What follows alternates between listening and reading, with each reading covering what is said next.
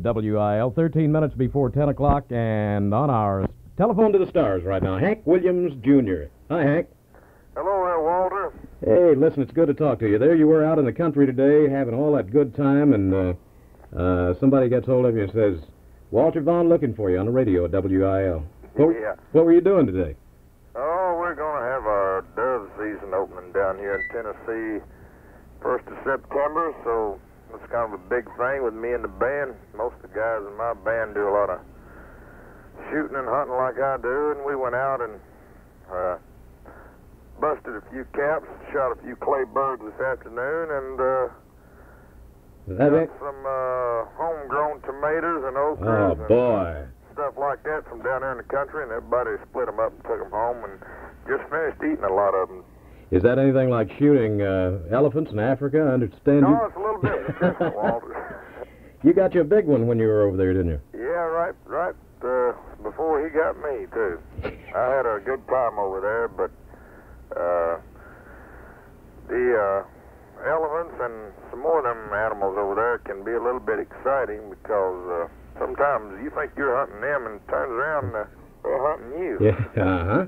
You got an elephant and you got a lion or a... Yeah, a couple of elephants and a 8-foot, 10-inch lion that's getting fixed up that we may give MGM to put in their office since that's their symbol. That's a good idea. I didn't think about that when I read about your trip. We were talking, we talk a lot on the air about you got the gun for Christmas, and so you had to get out and use it a little bit. Yeah. And then you used it to good advantage over there. Let's go back a little bit. I'm interested to know. We talk a lot about Hank Williams Jr. and maybe this is all press, but we heard that you were 9 years old and you made your stage debut at a place called Nancy Auditorium in Swainsboro, Georgia. Is that right? Do you remember anything? That's right, except I was 8 years old. You were 8. You remember any of the events that led up to that, or anything about that first time on stage, about how you felt when you went out there? Well, I got some films of it. Oh, really? Yeah. It's looks like a kid out there on stage, you know. How did you... Both hands just as far in my pockets as they'll go. Just standing there with my hands in my pockets doing Lovesick Blues somewhere around B flat, I guess. Way up high, you know. And I used to look at it and kind of laugh about it today. Did you have to take any... any formal lessons? But you play a bunch of different instruments. Did you take lessons on each one? Just come naturally, or? Yeah, all my lessons have been from just being on the road with people. Right. To me, the best kind. I don't know. Earl Scruggs, Sonny Osborne helped me on the banjo, and everybody on the guitar and bass. You know.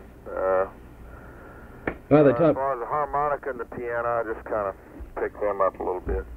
Well, it's a natural talent and a God-given thing. I guess another artist I can think of that way is Barbara Mandrell, who picked up steel guitar in about 10 days with the help of Merle Haggard's steel guitar player now. Yeah, Norm Hamlet, yeah.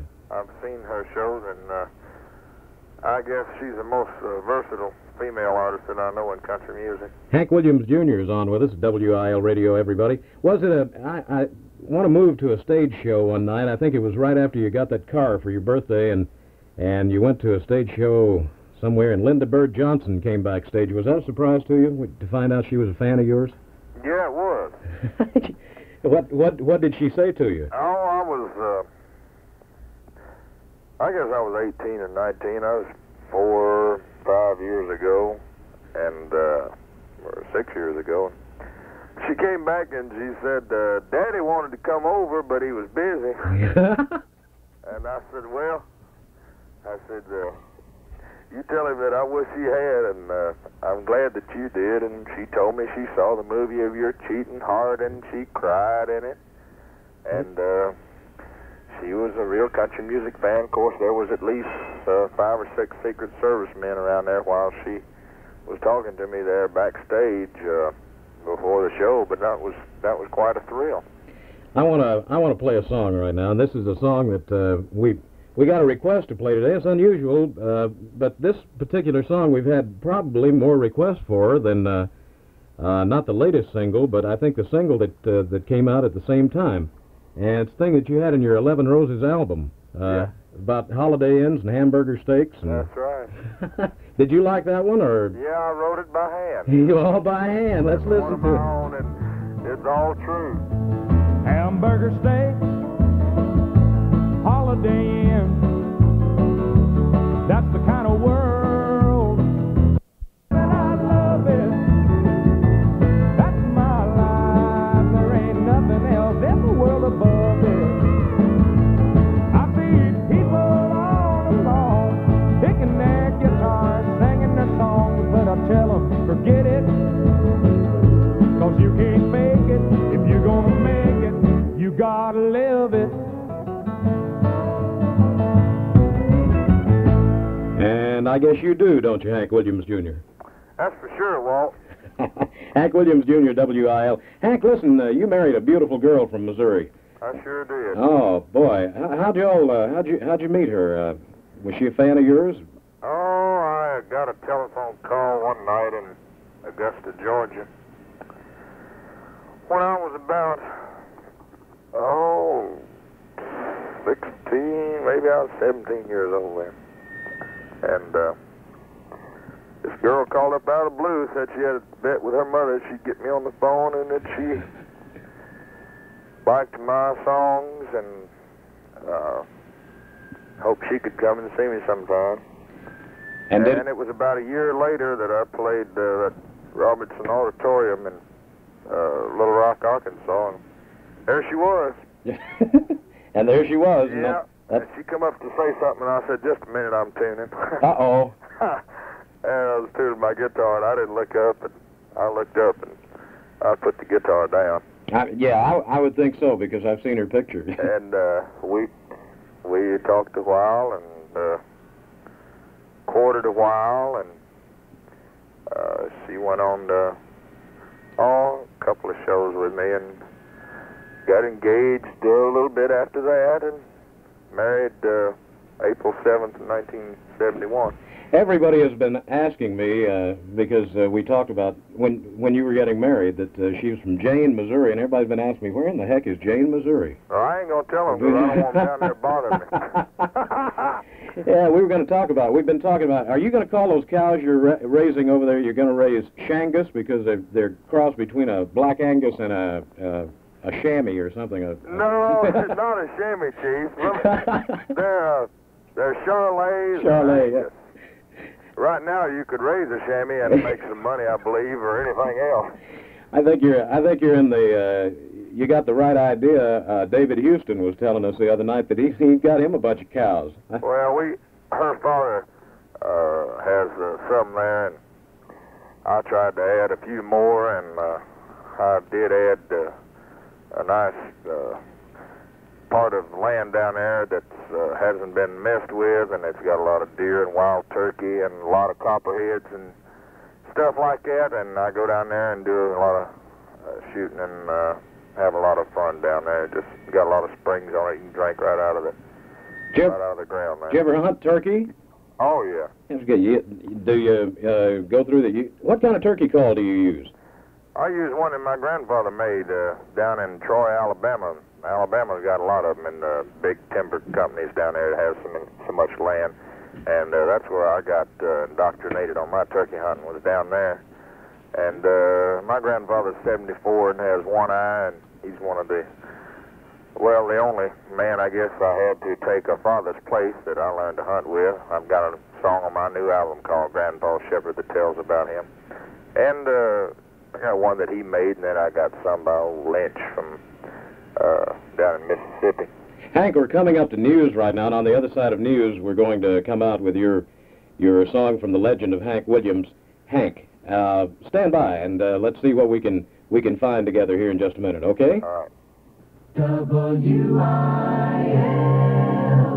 St. Louis. It's 9:50. I wouldn't be surprised at all if this song ain't so. That's Hank Williams Jr., and we're We're on our telephone to the stars with Hank at his home. And Hank, that's a good song, and that's an excellent album, and the narrations in it are something else. We played that song when it first came out by Don Wayne, the guy that wrote it. That's right. Probably if he'd have got a little more distribution, he would have had a hit across the country on it himself, because the song was there. Of course, it kind of fitted me to do it, and I was anxious to do it. We waited a while for the other one to sort of die down, and in a lot of places it never got started, simply because they never got the record, you know. And it's somewhere about number 15, 14 in the country right now. Still enjoying sales even this week. We're working on our new single, but it's still selling. I was going to ask you about that. What's next as far as the single goes? Well, the next one will be one that I wrote called The Last Love Song. We're going to wind up things here in a little bit with a song that you wrote. It's started out as a B-side, but it started playing as an A-side around here, and we'll ask you about that in a little bit. But I wanted to touch on this, and I was thinking a while back when I was just starting radio and I was in school. I was a kid disc jockey, you know, like we're all a kid something. You were a kid singer with his hands in his pockets down there at Swainsboro, Georgia at one time. But we'd always sit around and wait for the next Hank Williams record, you know. It was the sort of thing that, and I'd sit there and I remember saying one time, this guy is going to be another Stephen Foster. Yeah. And this has been years ago. And I've thought lately, Stephen Foster, and I wonder, I was going to ask you this, do you think Hank Williams' music, like Stephen Foster's, you know, Old Man River and Oh Susanna, will ever be outmoded by the events of the day like Stephen Foster's music has been? No, never. A lot of them have called him the greatest writer of country music in the 20th century. And as long as there's men and women and human beings on this earth, and marriages and divorces, broken homes, and people want to feel sorry for themselves and drown their agonies and miseries in whiskey or their own tears or whatever, his songs will never die, because they're about life, and they're not about a fantasy life or something that's just written on paper with words and some notes around it. They're about, a lot of them, his own life. And that's why I think they'll never be outmoded. They've been done now by,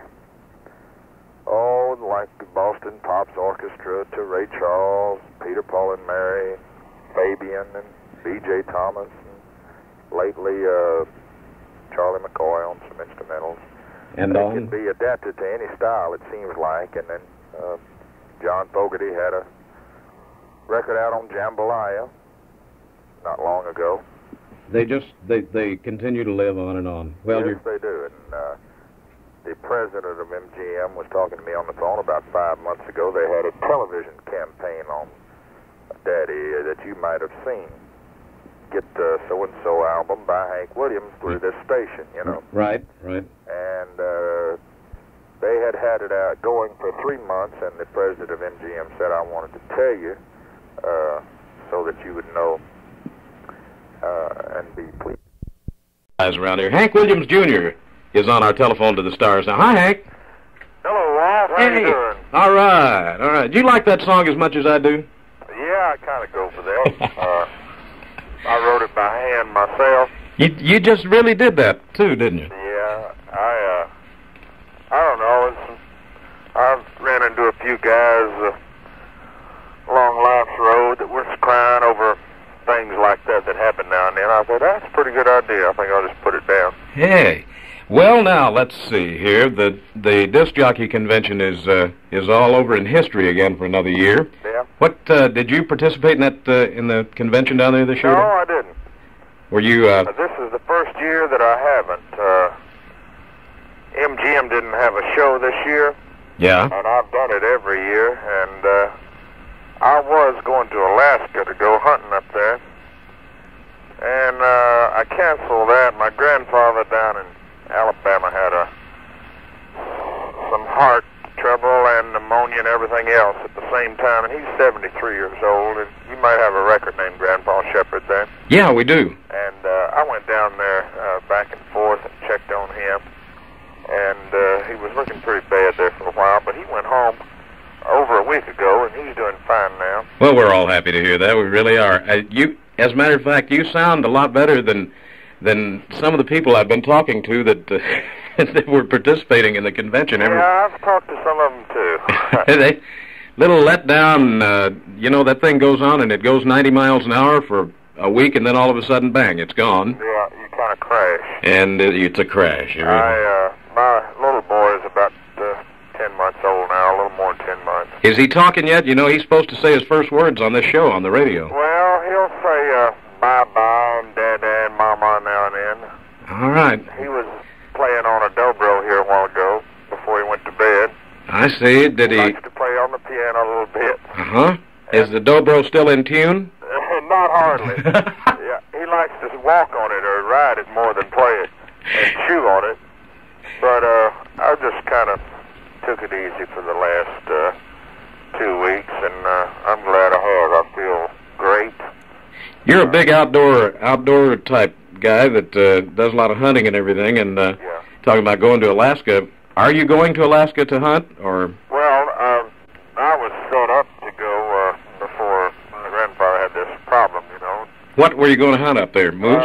Brown bear and moose and caribou. Let's listen to After You, and then we know you're coming to town. We want to talk about that a little bit, and also about the brand new song, which is Dynamite. Okay? All right. Hank Williams Jr., 9:15 from WIL, and the telephone to the stars.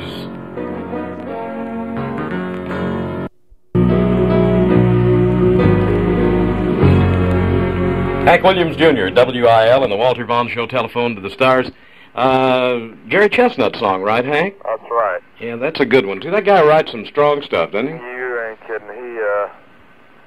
I don't know, I think he's one of the best writers in Nashville. A few months ago, he had something like 4 songs in the top 10.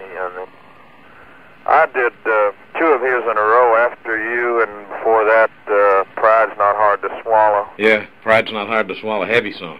And I've done 2 or 3 of his songs. I think he's great. Of course, you write some good stuff too. Removing the Shadow, and you had an A-side here a while back. After All, They All Used to Belong to Me, or yeah, used to all belong to me. That was some song. It's all over, but the crying and Standing in the Shadows is probably my 2 biggest. But I believe they're both going to be overshadowed by the new one, and we want to get to that in just a moment. You, I guess, are going to be leaving probably tomorrow sometime to come to St. Louis. Yeah, we'll leave in the morning. All the band coming with you and everything? Yeah, myself, all of the Cheating Hearts, Jerry Rivers, who fiddled and managed Daddy for a couple of years, Merle Kilgore, writer of 9 Gold Records, who kind of fronts our show and is our artist host, and the Duke of Paducah.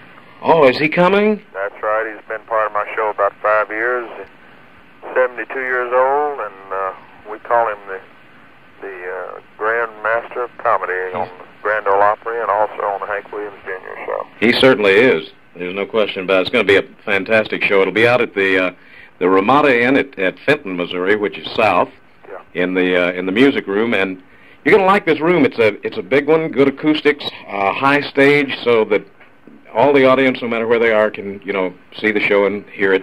Right. And we're just really looking forward to it. Now, you'll be here tomorrow through, what, Saturday? Is that right? Yeah, I'm looking forward to it, too. I won't hardly ever play a place. I'm here one night and I'm gone, as it usually is in country music shows. Right. And 4 nights, we'll be able to kind of settle in there for a while. And it's 2 shows a night, and then we'll have all day to do whatever we want to do. We'll sort of get together a little bit while you're here. That's right. And familiarize you with St. Louis. Let's see, it's been a year and a half or so since you've been to St. Louis. Yeah, at least. Seems like you were here on an outdoor show, and that day it rained and carried on and everything. I don't know whether you've been here since then. No, it's been a while since we've been in the the actual, city or suburbs of St. Louis.